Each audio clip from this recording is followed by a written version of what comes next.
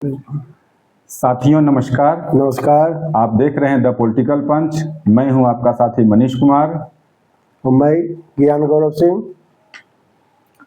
तो आज चर्चा करते हैं वर्तमान राजनीतिक परिदृश्य पर, जिसमें वर्तमान सत्ताधीशों के लिए भी आज भी नेहरू ही चुनौती हैं। लोग नेहरू को नीचा दिखाने में इस कदर लगे हुए हैं कि अपनी गरिमा भी भूल गए हैं कि एक महापुरुष को किस तरह से बौना साबित करने में लगे हुए हैं।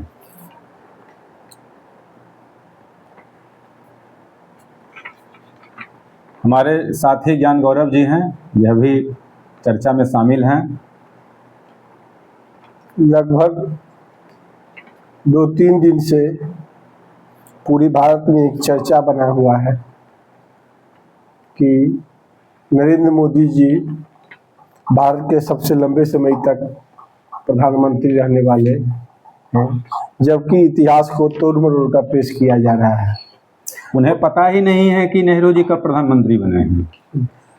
नेहरू जी स्वतंत्र भारत जब बना 15 अगस्त 1947 से, नेहरू जी अपने 27 मई 1964 तक, उनका जिस दिन निधन हुआ तब तक वो प्रधानमंत्री रहे। ये सौभाग्य आज तक कोई प्रधानमंत्री को नहीं मिला। एक श्रीमती इंदिरा गांधी को छोड़कर किन्हीं को ये सौभाग्य नहीं मिला कि जीवन भर तक प्रधानमंत्री रहे।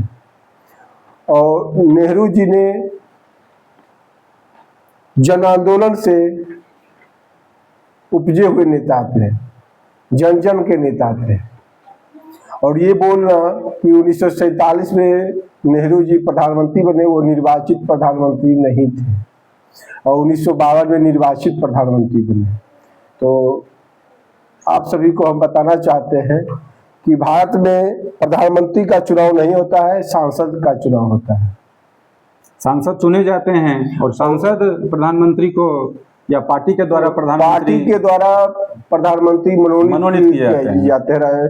और वो राष्ट्रपति संसदीय दल के नेता बनते हैं। संसदीय दल के नेता को राष्ट्रपति द्वारा प्रधानमंत्री मनोनीत किया जाता है, निर्वाचित नहीं किया जाता है। और सबसे बड़ी बात, एक जो ये प्रचार कर रही है बीजेपी और गोदी मीडिया, आपको बार बार सुनने को मिला होगा बीजेपी के द्वारा और मीडिया, राष्ट्रीय मीडिया में चर्चा हुई, सुने होंगे कि महात्मा गांधी ने नेहरू जी को प्रधानमंत्री बनाया, सरदार पटेल को वोट पड़ा था, इसलिए नेहरू जी को प्रधानमंत्री महात्मा गांधी ने बना दिया, पटेल जी को नहीं बनाया। तो यदि अभी इनका बात सच मान लिया जाए बीजेपी और गोदी मीडिया का, तो 1952 में जब प्रधानमंत्री नेहरू जी बने, तो फिर 1951 में ही पटेल जी का 1950 में ही 50 में ही 51 में सॉरी 50 में ही पटेल जी का निधन हो चुका था। तो फिर ये बात जो मीडिया और बीजेपी और खुद मोदी जी ये बात जो उठाते रहते हैं कि नेहरू जी ने प्रधानमंत्री और गांधी जी ने प्रधानमंत्री नहीं बनने दिया, ये सरासर बेईमानी वाली बात हो जाएगी। तो हम बात अभी थोड़ा सा अभी विषयांतर हम लोग हो जा रहे हैं। थोड़ा सा अभी मेन फोकस इस बात पर है कि मोदी जी जो अभी प्रचार प्रसार में लगे हुए हैं, जो गोदी मीडिया के द्वारा प्रचार किया जा रहा है कि मोदी जी ने नेहरू जी का रिकॉर्ड तोड़ दिया। तो आखिर मोदी जी ने कौन सा रिकॉर्ड तोड़ दिया नेहरू जी का? तो हम इस पर चर्चा करेंगे। जो एक महापुरुष जिन्होंने आज़ादी की लड़ाई लड़ी, आज़ादी की लड़ाई में भाग लिया, आज़ादी की लड़ाई में 10 साल जेल में रहे। अपने नेहरू जी वह व्यक्ति जिन्होंने बचपन जो उनका है आराम तलबी में बीता है, उन्होंने जिया है जो अपना बचपना वह आराम तलबी में जिया है। और वो किसी साधारण परिवार में जन्म नहीं लिए थे, लेकिन उस आराम तलबी को छोड़कर आज़ादी की लड़ाई में कूद पड़े। वो खद्दर पहनकर, वो खादी, उस समय की खादी, जब नेहरू जी पहली बार खादी पहने थे तो उनका जो बदन था, कोमल बदन, जो आराम तलबी में जी बना हुआ बदन जो था, वो पूरा छिल गया था। लोग उनको कहे भी कि आप छोड़ दीजिए, आप खादी मत पहनिए, तो नेहरू जी ने कहा था कि जब मैं नहीं पहनूंगा तो लोग क्या कहेंगे कि हमारा नेता ही नहीं पहन रहा है तो हम लोग क्यों पहने। तो उन्होंने पहना वो मोटी खादी, जिससे वो उस समय मशीन से नहीं, हाथ से सूत काटा जाता था और उसी से कपड़े बनते थे। हर घर में चरखा का प्रयोग किया जा रहा था उस समय। तो उस नेहरू को, महामानव नेहरू को बौना दिखाने में कोई कोर कसर नहीं छोड़ रहे हैं मोदी जी। जबकि मोदी जी आज हमारे देश के प्रधानमंत्री हैं, वह भारतवर्ष के प्रधानमंत्री है, भारत के हर नागरिक के प्रधानमंत्री हैं, और आज भी वो अपना जो सिंबल है अपने पार्टी का, वो अपने कुर्ते पे लगा कर कहीं जाते हैं और हर रोज चुनावी मोड में रहते हैं। सबसे बड़ा प्रश्न यह है कि अभी की जो सरकार है, हर उपलब्धि की तुलना नेहरू जी से किया जाता है। क्यों? यदि नेहरू जी और प्रसाद जी है तो फिर उनके रिकॉर्ड तोड़ने का इतना उत्साह क्यों? उन्होंने यदि जो IIT बना दिया तो केवल दिनों का ही नहीं होना चाहिए, दिनों का नहीं होना चाहिए। हाँ, उनका जो उपलब्धि है उसका भी होना चाहिए। उनका क्या योगदान रहा लोकतंत्र बनाने में, हाँ, महिलाओं को अधिकार देने में, जमींदारी प्रथा समाप्त करने में, IIT, एम्स और अनेक इसरो की पूर्ववर्ती संस्थान एक है, इसरो की पूर्ववर्ती संस्थान है एक, Indian national committee for space research, जो कि इसरो की पूर्ववर्ती संस्थान है। जो उसके भी नींव, इसरो की जो पूर्ववर्ती संस्थान जो बाद में इसरो नाम पड़ा, इंदिरा गांधी के समय में वो किया गया, तो वो संस्थान की भी नींव नेहरू ने रखी थी। उन्होंने ये यूनिवर्सिटी ग्रांट कमीशन की नींव रखी, जिस पर कि आज भी वो राजनीति करने पर आ गए, आमदा हो गए हैं। सैकड़ों विश्वविद्यालय बनवाए, हाँ, उनके द्वारा, आज उन पर भी बात होनी चाहिए। सैकड़ों बांध बनवाए और वो सभी कल कारखाने को भारत का सही में मंदिर, वो कल कारखानों को और बांधों को भारत का असली मंदिर कहते थे। हाँ। और एक वाकया याद आता है कि एक बार पंडित नेहरू का यह था कि हर एक सोमवार वो पब्लिक से, लोगों से मिलते थे, उनके सुख दुख के बारे में चर्चा, और सभी का कुछ शिकायत होता था, कोई काम करवाना होता था तो प्रधानमंत्री डायरेक्ट आम जनता से मिलते थे दिल्ली में। तो आजादी के कुछ समय बाद भी नेहरू जी से एक महिला मिलने आई और उसकी नेहरू जी के ग्रीवान पकड़कर पूछा कि तुम तो आजादी मिला, तुम तो प्रधानमंत्री बन गए, हमें क्या मिला? तो महिलाओं को प्रधानमंत्री नेहरू जी ने जवाब दिया था कि आपको यही आजादी मिला है कि आप एक प्रधानमंत्री का कॉलर को ग्रीवान पकड़कर सवाल पूछ सकती है। हाँ। यही आपको आजादी मिला है।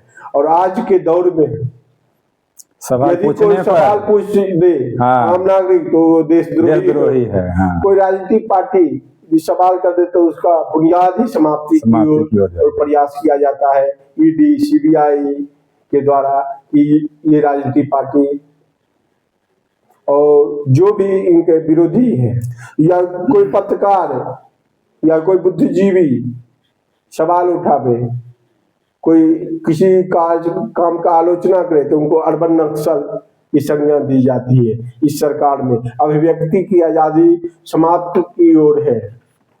और आज ये नेहरू जी से तुलना करें, कहीं भी तुलना नेहरू और मोदी में की ही नहीं जा सकती। मेरा एक ही, उस समय जो था भारत आर्थिक रूप से कमजोर था, फिर भी वैश्विक मंच पर भारत नेतृत्व करता था। भारत ने गुटनिरपेक्ष आंदोलन का नेतृत्व किया। वैश्विक मंच पर गुटनिरपेक्ष आंदोलन का जो नेतृत्व किया है वह भारत किया है। वह नेहरू जी ने गुटनिरपेक्ष आंदोलन शुरू किया था। और नेहरू जी की जो है ये वैश्विक स्थिति जो थी भारत की उस समय भी बहुत मजबूत थी। हाँ, मोदी जी चुनाव जीत सकते हैं, लोकप्रिय नेता बन सकते हैं, लेकिन नेहरू नहीं बन सकते हैं। वो चुनाव जीतने में कला माहिर हो कर सकते हैं, लेकिन राष्ट्र निर्माण लोकतंत्र की रक्षा करने में वह विफल हैं। तो आज चर्चा में इतना ही। एक और बात इसमें हम जोड़ना हाँ, चाहेंगे, बोलिए। गुटनिरपेक्ष की बात ये की है। हाँ। गुटनिरपेक्ष आंदोलन में शीत युद्ध उस समय पूरी दुनिया चल रहा था। हाँ, पूरी दुनिया में चल रहा था। रसिया उसमें किसी महाशक्ति का भारत पिछलग्गू नहीं बना था। और अभी जो उसमें जो विदेश नीति अपनाई गई थी वो विदेश नीति सर्वोच्च विदेशी नीति थी। अभी जो हम अमेरिका का पिछलग्गू बना हुआ, इसलिए आप सभी जानते हैं कि कौन सा फाइल है जिसके कारण मोदी जी दबाव में है। कभी वहां से आदेश आता है कि फलना देश से तेल लेना है, फलना देश से गैस लेना है, फलना देश से ये सामान लेना है, तो वो आदेश का पालना होता है। उस समय वो नहीं, और उस समय महाशक्ति जो ध्रुव था, रसिया और अमेरिका, दोनों के कभी पिछलग्गू नहीं बने और दोनों ने एक बराबर सम्मान नेहरू जी को दिया।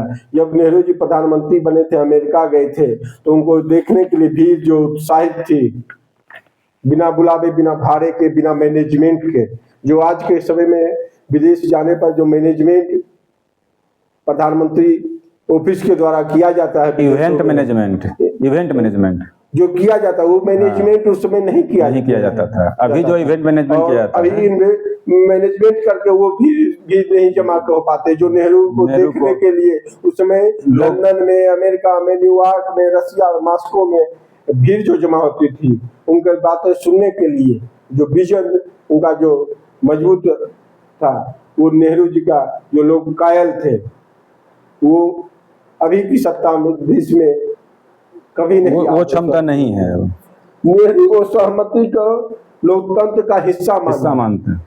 जबकि आज आलोचक पर कार्रवाई के आरोप लगते हैं, नेहरू ने वैज्ञानिक सोच और शिक्षा पर जोर दिया, जबकि आज राजनीतिक ध्रुवीकरण अधिक दिखाई देते हैं। नेहरू एक टूटा हुआ देश मिला था, मोदी जी को दुनिया का सबसे तेजी से बढ़ती हुई अर्थव्यवस्थाओं वाला उनको विरासत में मिली उनको। इसीलिए तुलना करते समय परिस्थितियों को भी याद करनी चाहिए। इतिहास का फैसला नारों से नहीं होता है, न ट्रोलिंग से होता है। इतिहास तथ्यों पर, कर्मों से बनता है, कर्म पर इतिहास बनाया जाता है। और अंत में हम आप सभी से एक निवेदन करेंगे कि आपकी क्या राय है, क्या नेहरू और मोदी की तुलना उचित है? आप कमेंट में अपनी राय जरूर रखें और हमें सुझाव दें।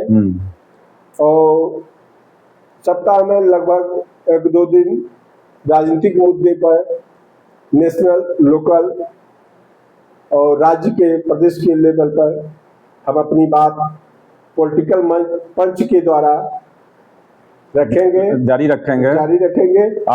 आज इन्हीं सब बातों के साथ हम विदा लेते हैं। नमस्कार। जय हिंद, जय भारत।